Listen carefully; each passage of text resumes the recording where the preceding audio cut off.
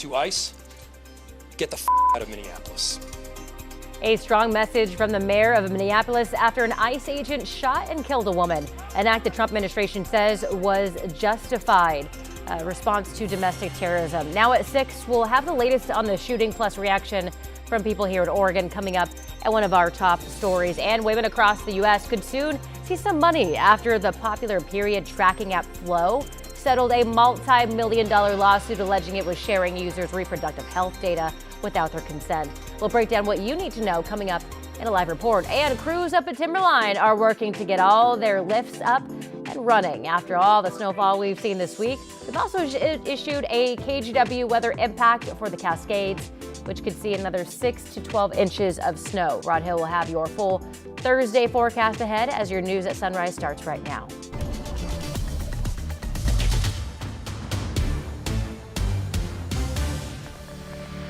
Good morning and thank you for joining us. I'm China Green. As we just mentioned, today is another KGW weather impact alert for the Cascades. Rod Hill and Chris McGinnis are standing by for a look at your weather and traffic. Yeah, to be clear, it's a winter storm warning from the National Weather Service. They've got this set to expire at 4 p.m. today. Also, winter storm warnings continue out in the Blue Mountains. So that's wintertime driving big time. Down in the valley, the pattern's starting to settle down. Notice the showers are now coming in from the northwest. This should be our typical scattered shower sunbreak day. There is the snow still accumulating up in the high country. We are taking a special note this morning of the dropping temperatures. Right now, 35 degrees in Salem, and Portland is also above freezing at 36. But there are growing numbers of spots reporting 32, 33 degrees, and roadways wet from showers that could be leading to some surprise icy patches out there, so FYI. To the bus stop we go, generally above freezing out the door. Some breaks, scattered showers that will quickly come, quickly go. It looks like we'll be in the mid-40s for temperatures later today. Here's Chris. Okay, Rod, thank you for that. We pick it up with a traffic alert in Yamhill County. We're looking live right now down on 99W at Highway 18. We've had a series of crashes over a 4 or 5 mile stretch of 99W and 18 through Yamhill County. And right now, ODOT is reporting that 99W is shut down, blocked at least, near the intersection with Highway 18. There is a local detour set up there. But again, a couple of crashes reported not only on 99W here, but also one on Highway 18. And the result is a very slow commute right now through Yamhill County on 99W. We have a couple of other trouble spots. Hillsborough Highway 219 north of Midway. A crash there has one lane blocked. And then just south of Hillsborough now, 219 southbound is blocked just south of downtown Hillsborough because of a crash that happened there within the last 5 minutes. China, we're not sure yet if ice or anything like that had a role in this with temperatures dropping, but certainly something to possibly be on the lookout for this morning as you make your way out the door. Thank you, Chris. First on Sunrise, hundreds of people in Minneapolis poured into the street after a 37-year-old woman was shot and killed by an ICE agent. The shooting happened yesterday in a residential neighborhood south of downtown Minneapolis, about a mile from where George Floyd was killed in 2020.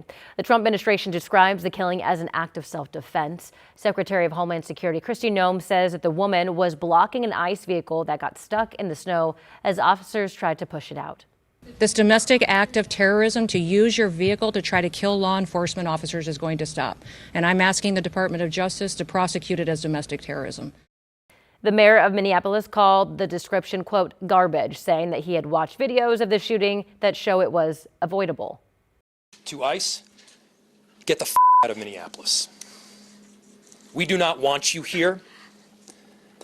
Your stated reason for being in this city is to create some kind of safety, and you are doing exactly the opposite. The ICE officer, fearing for his life and the other officers around him and the safety of the public, fired defensive shots.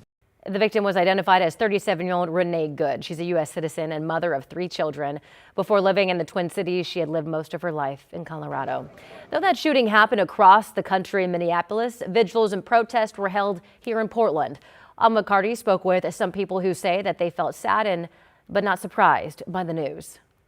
Someone lost their life today. Expressions of outrage. What do we want? Justice! When do we want it? Now! And moments of silent reflection on the streets of Portland. And it was just terrifying that we kind of been waiting for this to happen, and the fact that it did was just terrifying to see. Vigils downtown and in front of the ICE facility in memory of Renee Nicole Good.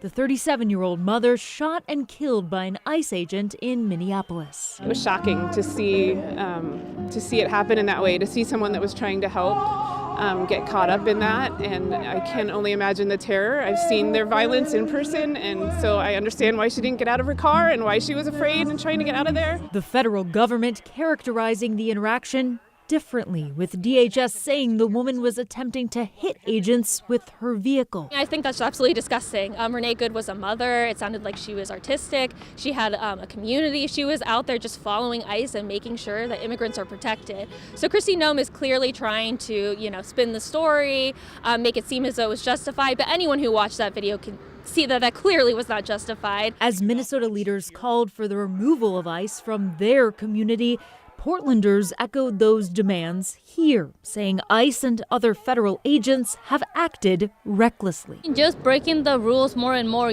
just trying to push the boundaries. It's why some neighbors have been monitoring ICE activity. Outside the ICE building, Pastor Heather Hellman from Multnomah Presbyterian Church told us she spends her mornings here with legal observers, helping people understand their rights and paying close attention to the actions of agents. These are people that are trying to be peacemakers. These are people that are trying to follow the commandments of Jesus, right, that I follow, that say, love your neighbor, help the immigrants. That was McCarty reporting. Representative Andrea Salinas from Oregon's 6th Congressional District called the shooting a preventable tragedy, writing in part, quote, "This is not the first such shooting, and without accountability, it will not be the last." Now to other local headlines. We now know the name of a burglary suspect arrested after a nearly 6-hour standoff in Southwest Portland on Tuesday. Jonathan Cook was safely taken into custody around 11 Tuesday night. Authorities say this all began when a manager says he found a stranger in his apartment after the man escaped. Police say that Cook barricaded himself in a bedroom. It took hours of negotiations, but Cook eventually came out and is now charged with burglary. He's set to be arraigned at 2 o'clock this afternoon. All right, listen to this. A violent confrontation caught on camera at a Pizza Hut in Federal Way, Washington. This video shows the man in a white hoodie going into the kitchen and confronting the manager. At one point, his arms appears to be around her neck. The man says that the incident started when the manager ignored the customers waiting in line. He claims when he asked about his pizza, she yelled at him, threatened him with a pizza spatula, and dropped his food on the floor. Our sister station Seattle spoke to the man who says he doesn't regret what he did. At what point does the disrespect stop? Like, at what point am I just a customer and not somebody being yelled at and threatened just because he wants his order? Police found probable cause for assault. They've referred the case to the prosecutor's office. PDX is bringing back a green program aimed at trying to stop thousands of pounds of trash from going into landfills. It's called the Green Plate Program, and right now it's back in Concourse C. Instead of getting your meal on plastic plates and cups that go into the garbage, you'll now get utensils that get washed and reused. 3 restaurants are involved here: Mo Seafood, Bambuza, Vietnam Kitchen, and Mod Pizza. 300 pounds for this food court. If we do prevent 30% of that waste, that's about 90 pounds a day. So over a year, that's almost 33,000 pounds of waste going to the landfill. Well, this sounds familiar. The program was piloted in 2017, but was put on hold during construction. There are now plans to expand airport-wide later this year.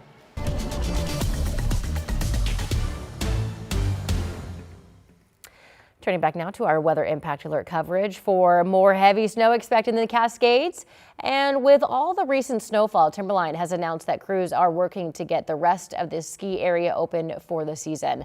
Jeff Flood and Summit Pass will open today. Storm and Norman is expected to open up for skiers and boarders tomorrow. And according to their website, Heidi's at Summit Pass is still closed while they wait for some more snow. So headed over to Rod Hill for a look at that forecast. Yeah, Summit Pass is the one down toward at Government Camp, so lower than 6,000 feet, so that makes sense. But they've picked up a good foot down at that area as well. Timberline, you look at the live camera, is now approaching a 3-foot, 36-inch storm total since it all started back on Tuesday. So that's great news. Cold up there, still snowing, you can see 18, and winds gusting from the west at 35 miles per hour. The winter storm warning from the Weather Service continues again until 4 p.m. today. I think during the day today, moving forward, upwards of about another 6 inches of snow will be accumulating up there.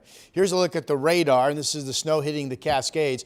This is a typical northwest flow pattern, so we're kind of changing gears and a mix of sunbreaks and scattered showers at the coast, here in the valley, and out into the gorge today. Good visibility looking at the interstate bridge from the springs at the waterfront. Temperatures are chilly.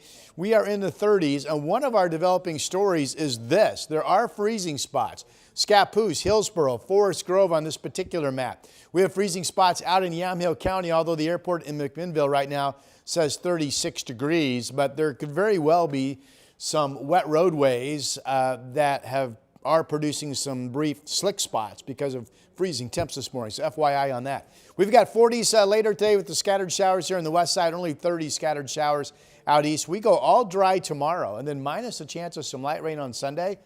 Look how dry the forecast is. Here's Chris.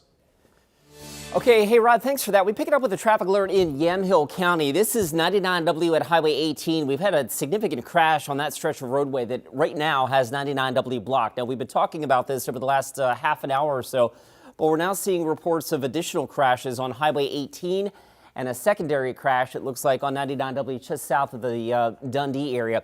Photojournalist Eric Patterson is actually in West Newburgh right now, or not Eric Patterson, excuse me, Chad Dehart in Newburgh right now. The Newburgh School District now reporting a 2-hour delay because of slick road conditions in the area. So it's entirely possible that we're seeing some icy patches on roadways. We've got another crash on Highway 219 just north of Midway, and then a secondary crash here on 219 just south of Hillsborough. Southbound 219, that's First Avenue, is currently closed at Southwest Wood Street.